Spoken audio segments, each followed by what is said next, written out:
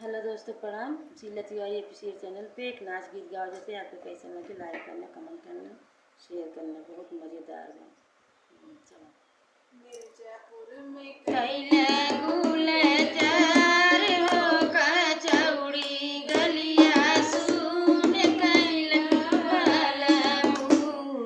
मिर्जापुर में कैला गुलजार हो कचौड़ी गलिया सुन कैला बालमू।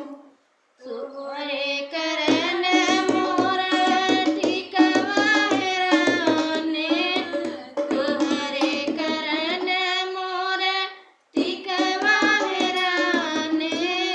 कबहू न कैला ध्यान हो कचौड़ी गलिया सुन कैला बालमू।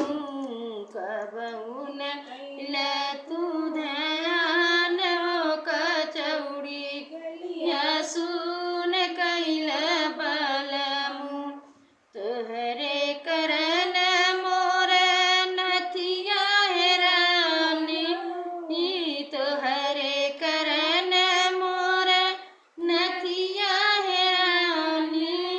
कबहू न कैल तू ध्यान हो कचौड़ी गलिया सुन कैला बालमू।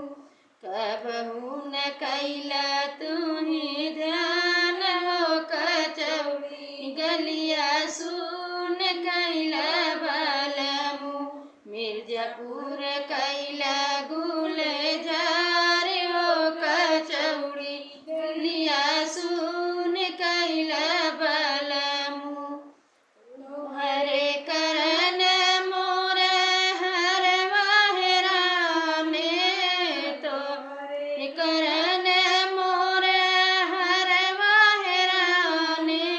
कबहू न कैला तू ही ध्यान हो कचौड़ी गलिया सुन कैला बालमू। कबहू न कैला तू ही ध्यान हो कचौड़ी गलिया सुन कैला बालमू। मिर्जापुर में कैला गुलजार हो कचौड़ी गलिया सुन कैला बालमू। तोहरे करन मोरे कंगना हेराने, तोहरे करन मोरे कंगना हेराने।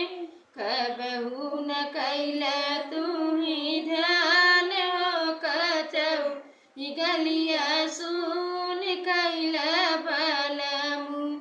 कबहू न कैला तू ही ध्यान हो कचौड़ी गलिया सुन कैला बालमू। मिर्जापुर में कैला गुल